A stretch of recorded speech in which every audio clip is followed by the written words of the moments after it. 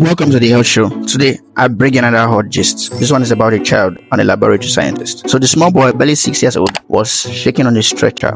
His mother held his hand tightly, praying under her breath. Everyone was watching him, but inside the lab, Amaka's heart was pounding for another reason. But wait, do you think that giving a wrong medication is bad? Think again. This innocent young boy got a wrong laboratory result. Changed 3 times. His real one was changed by a lab attendant trying to cover her tracks. So let's call this boy Junior, not his real name. So the mother of this boy had requested for the laboratory test result the doctor had written earlier. So according to the actual tests, the boy was HIV positive. But something did not feel right. His symptoms did not match. He didn't have weight loss or sores. He wasn't even looking sick before he started vomiting. So Amaka, the lab attendant, quickly called the nurse to confirm some details before releasing the result. Said, did you collect the sample from the red labeled sample bottle? The nurse said, no, I used the yellow one because the red one, something poured out of it.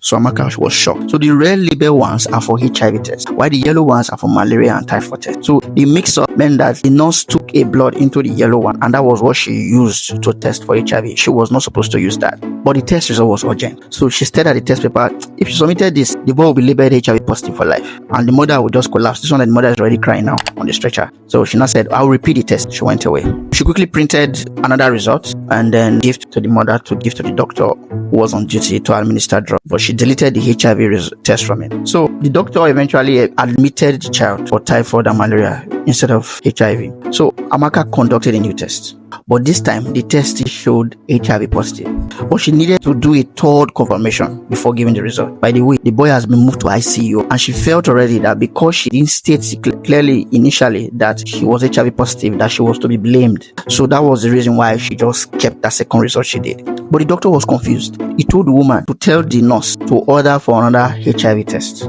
But the nurse did not do what the doctor had asked. And then the doctor came again and called the laboratory scientist. This time, Amaka was not the one on duty, and said, please, I need some more tests for this child. So he wrote those tests for the laboratory scientist and added the HIV test again. Unfortunately, the reagent for test for HIV was finished. However, the child tested positive for malaria, and then he had an upper respiratory tract infection. The doctor adopted an aggressive approach. He felt probably this was a case of resistant malaria and a resistant pneumonia infection. But during the ward round the next day, the pediatrician saw the symptoms the boy had and added HIV test to his case note. Please let HIV test be done for this patient before I do another ward round or before I come again the next day.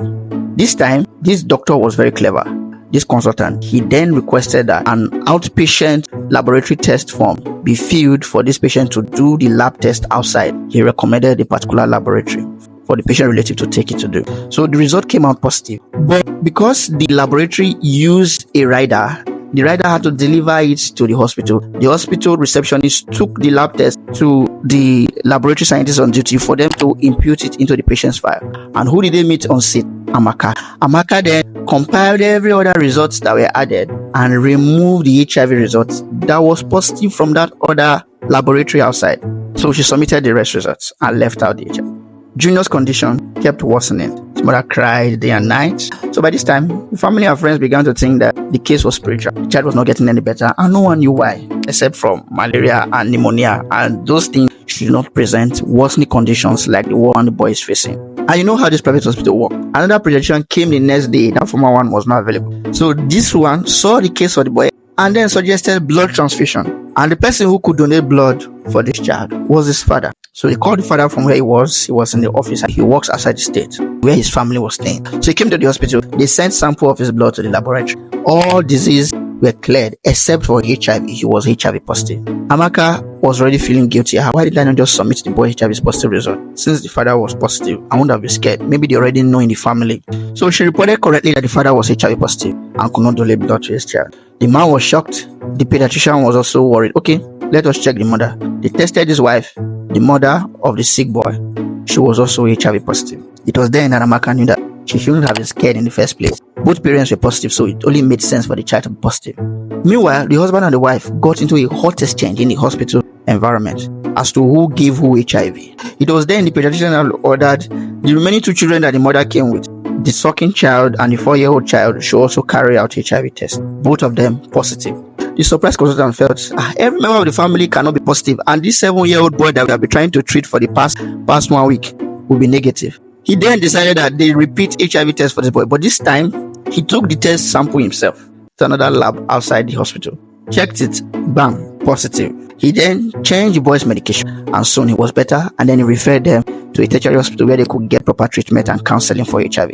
But back to the husband and wife. Until they discharged their son, the man left angrily and did not return, accusing the wife of giving him HIV, while the wife kept crying by the side of their child, raining curses on the man for giving her HIV. After the heat had settled down, of the lab scientist, Amaka, she was placed on suspension for omitting such important detail from the initial result. She actually confessed, okay, after they questioned her. And really, she was to blame. If she had done her work properly, the child would not need a transfusion, and the man would not be called from wherever he is to come and do a blood test that would discover that he was HIV positive. On the second thought, she was the one that saved the whole family from dying of AIDS eventually. So I want to know your thoughts. Who do you think gave who HIV, the husband or the wife? And do you stand with the laboratory scientist? Was she right from the beginning to have hidden that information? Thank you very much, and see you in my next video. Bye-bye.